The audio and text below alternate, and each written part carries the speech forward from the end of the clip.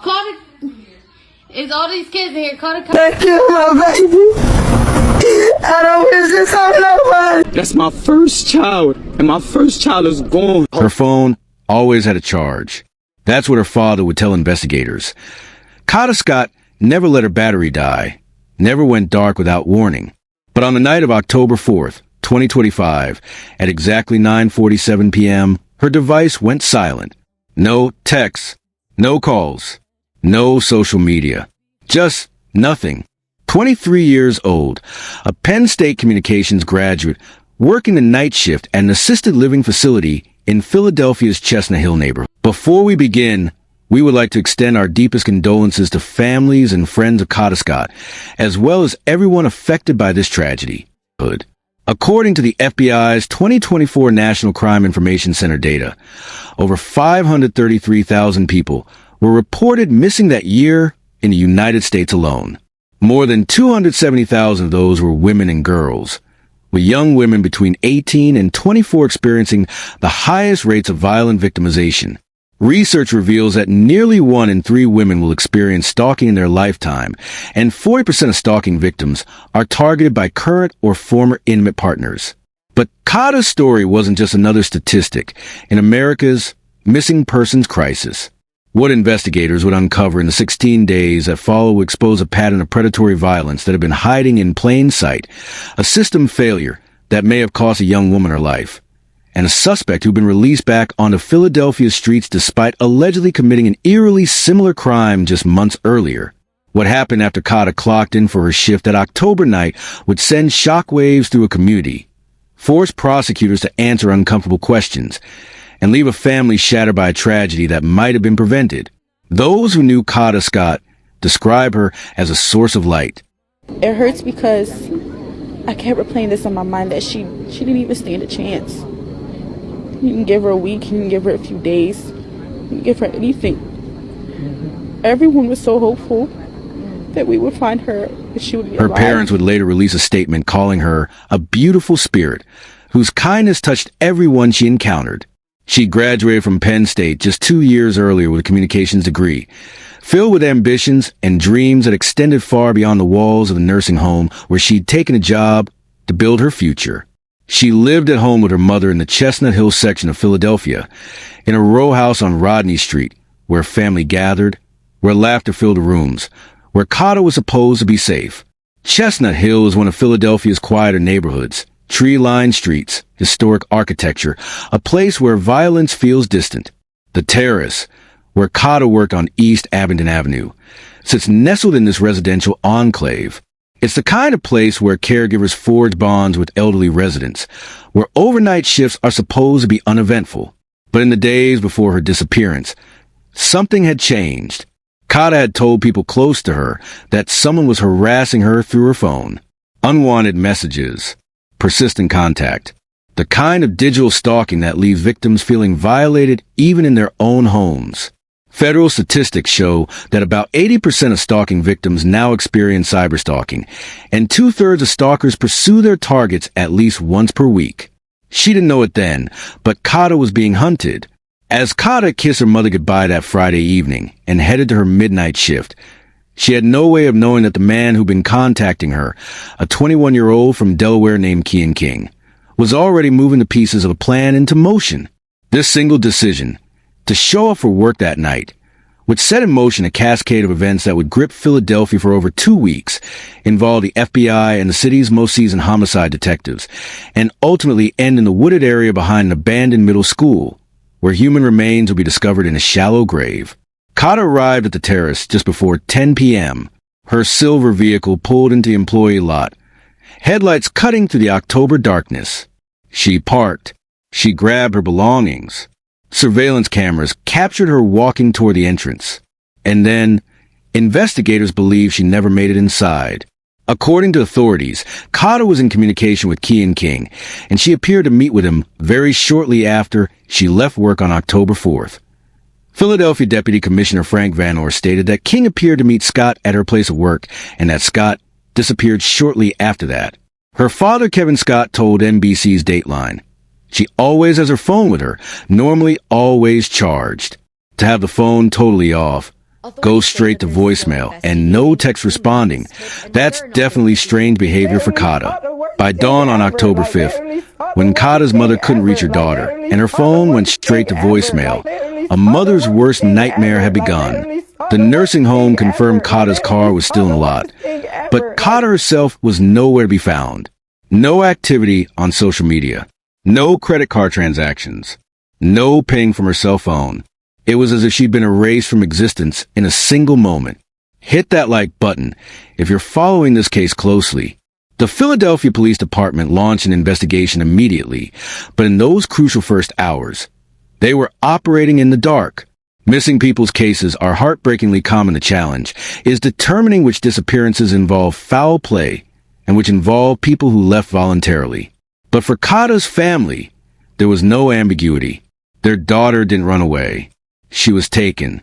As the days stretched on, investigators began piecing together digital breadcrumbs, cell phone records, security footage from neighboring businesses, tips flooding in from a community that had seen Kada's face plastered across every news station and social media feed in the Philadelphia area. One of the last places Kada's phone pinged before it was deactivated was near Albury Arboretum in East Germantown, a sprawling 55-acre property of woodlands and gardens. On October 10th, 6 days after Kada vanished, police deployed K-9 units and search teams to comb through Albury's dense foliage. Officers walked grid patterns through acres of terrain. Cadaver dogs sniffed through underbrush. The FBI joined the investigation, lending federal resources to what was becoming one of the city's most high-profile missing persons cases in recent memory. Officials clarified that homicide detectives' involvement did not automatically mean Scott's case was being treated as a homicide, but rather that the department's most experienced investigators were working the case. But they found nothing. No sign of Kada. No evidence of violence. Just an eerie silence in a place that should have held answers. Meanwhile, behind the scenes, investigators were closing in on a suspect whose digital footprint was impossible to hide in the modern surveillance age. Cell phone tower pings, social media activity, security camera footage from multiple locations across Philadelphia. All of it pointed to one person, Kian King, 21 years old, originally from Dover, Delaware, but living in southwest Philadelphia. On paper, King's criminal history was relatively minor, mostly traffic violations, a DUI case pending in Delaware County. But what prosecutors would soon reveal was far more disturbing. King had been arrested earlier in 2025 and charged with kidnapping and strangling a woman who survived the encounter. In that case, King allegedly kidnapped a woman from in front of her house and forced her into a car where she was assaulted and eventually let go, with his 2-year-old child in the back seat. The charges were dropped when the victim failed to appear in court. Let that sink in for a moment. A man accused of kidnapping and assault, with a witness and a surviving victim, walked free because the legal system failed to protect that victim or compel her testimony. Philadelphia District Attorney Larry Krasner would later call the decision to release King on bail in that prior case a failure that may have had tragic consequences. And we did not get it. We don't set bail, judges do. The bail was set at $200,000. Why? Well, probably because the commissioner who set the bail probably imagined that was enough to hold Keon King in custody. It wasn't. Keon King had access to a lot of money. And so he paid $20,000 bail almost immediately and was out of custody as a consequence of that, right? This is the problem with cash bail. This is what we've been talking about for a long time. It's not just whether or not he's in custody immediately. It's also what is the situation of a victim who has to go to court, a victim of domestic violence who has to go to court, knowing that the defendant will walk out the same door she came in. What is the situation? How likely is that victim to come to court if that victim knows that that victim is dealing with a profoundly dangerous, profoundly violent person? And we all know the answer. That victim is more likely to walk in the door of the courthouse and testify if that victim knows that the defendant can't walk out right behind her. if he's locked up. Well, he wasn't locked up here. And so, sadly, what happened was there were two court dates, at the first of which the judge announced that it must be tried next time, and the victim did not arrive on both of those occasions. An eyewitness did not arrive on both of those occasions. I don't say that to say that's the whole story, but it's not, but it is part of the story. And it is a part of the story that would be remedied if we got away from this, frankly, nutty. Videos posted to TikTok and later reviewed by investigators showed King, just hours before that first alleged kidnapping, hopping a fence and walking up the windows of North Philadelphia home, trying to break in while a terrified woman recorded him. The woman in that video, the alleged victim, told another person to call police. An hour later, according to prosecutors, King allegedly grabbed her off the street, threw her into a vehicle, and assaulted her before releasing her. But because she didn't show up to court, perhaps out of fear, trauma, or intimidation, King went free. And by October 2025, he was back on Philadelphia's streets. On October 14th, 10 days after Kada disappeared, King turned himself into police. He was charged with kidnapping for ransom, false imprisonment, stalking, criminal use of a communication facility, recklessly endangering another person, and tampering with physical evidence. His bail was set at $2.5 million. Comment below if you think bail reform played a role in this tragedy. But Kada was still missing, and the clock was ticking. Investigators executed search warrants for King's devices and vehicles. They discovered King had been in possession of a gold 1999 Toyota Camry that was connected to the case. Surveillance footage placed a vehicle near the terrace on the night Kada disappeared. Cell phone data showed King's device at multiple locations relevant to the investigation. The digital evidence was mounting into an overwhelming portrait of guilt. On October 15th, acting on tips, police returned to East Germantown, this time focusing on the abandoned Ada H. Lewis Middle School, located near Albury Arboretum. While searching the school grounds, investigators located items believed to belong to Scott, including a cell phone case, an iPad case, glasses, and a card bearing her name. They were getting close, but they still didn't have Kada. Days passed. The public awaited news. Kada's family held vigils. Community members organized searches. The pressure on law enforcement intensified. Philadelphia Mayor Sherelle Parker publicly expressed her prayers for the family. News outlets provided wall-to-wall coverage. Everyone wanted the same thing, to bring Kada home. And then, on Saturday, October 19th, 15 days after Kada Scott vanished, everything changed. Acting on what authorities described as a very specific anonymous tip, officers returned to the wooded area behind the abandoned Ada Lewis Middle School. The tip told them to go back. She's there. Look again. This time, K-9 units and forensic teams focus on area they previously searched but not excavated. In a heavily wooded section behind the school, investigators discovered a shallow grave. Inside were human remains believed to be those of a female. DNA testing showed a 99.9% match to DNA samples collected from Kada's parents. On Monday, October 21st, Philadelphia District Attorney Larry Krasner held a press conference to confirm what Kada's family and the city had feared. The remains were Kada Scott. Justice, as it turned out, wasn't swift, but it was inexorable.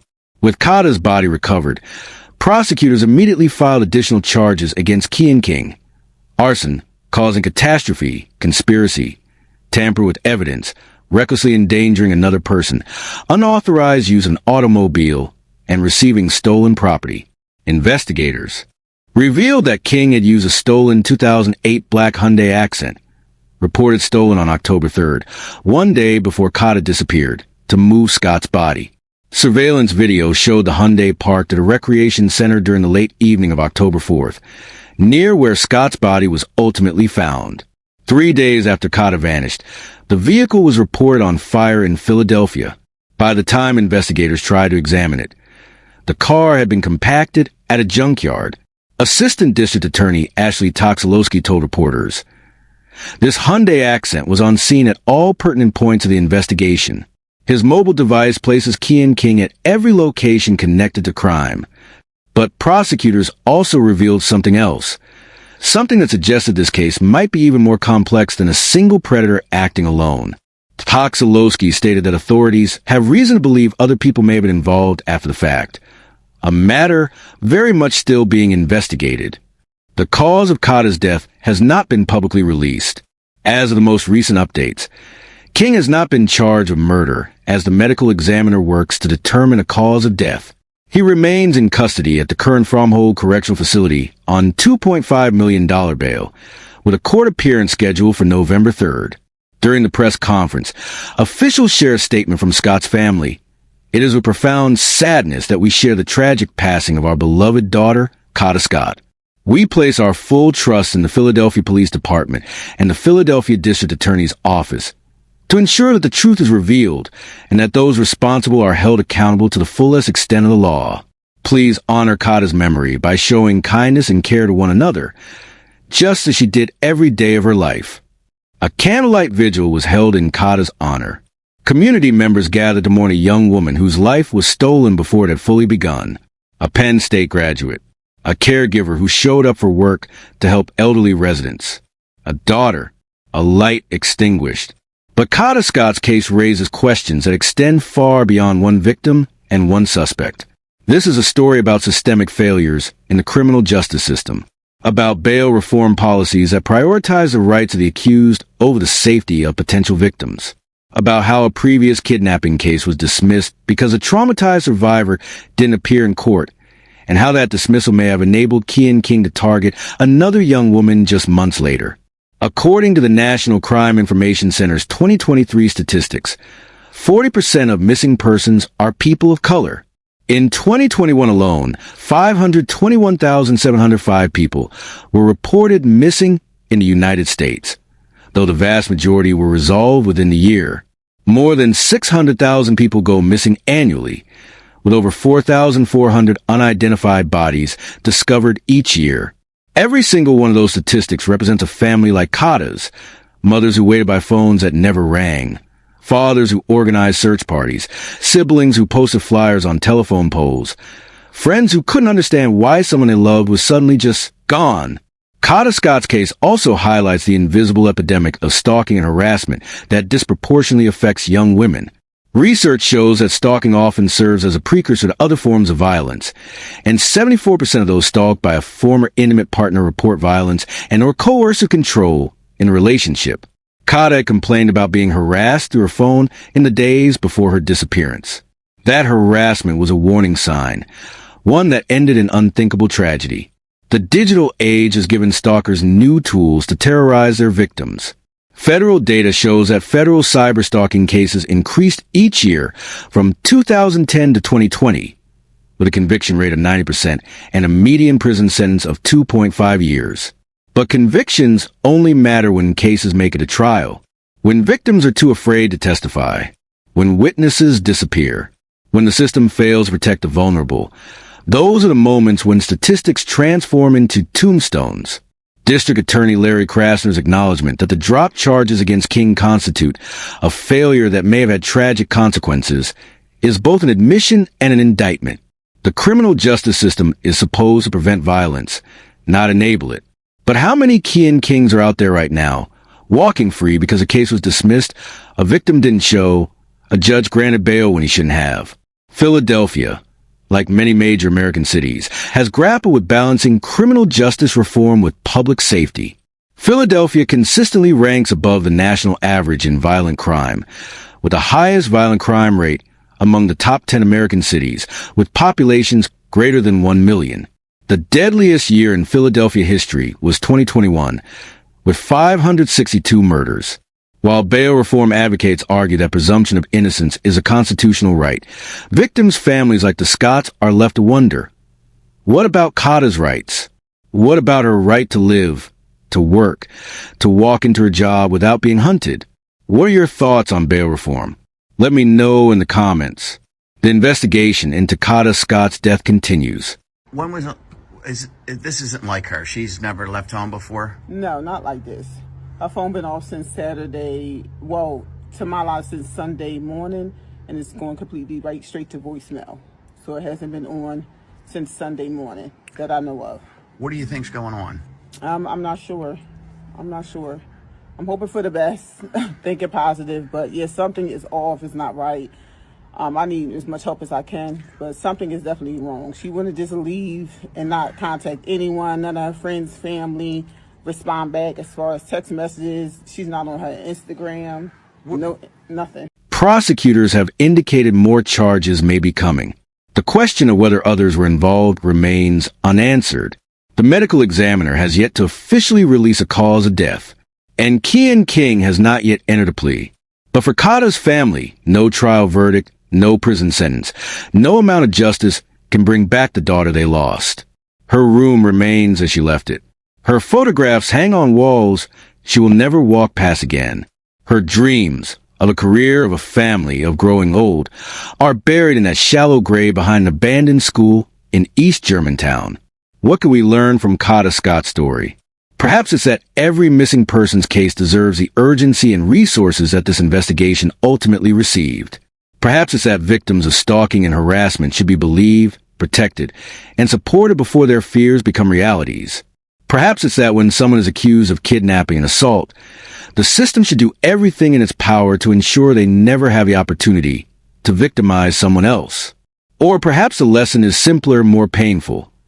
That in a nation where more than 500,000 people go missing every year, where young women are disproportionately targeted by stalkers and abusers, where the justice system sometimes fails the very people it's sworn to protect, we have to do better. We have to listen to the warnings. We have to take the threats seriously. We have to remember that behind every statistic is a person like Kada Scott, full of light, full of promise, full of life. Her family asks that we honor her memory by showing kindness and care to one another, just as she did every day of her life. Subscribe for more deep dive investigations into true crime cases that demand justice. Click the video on screen for another haunting case that will keep you up at night.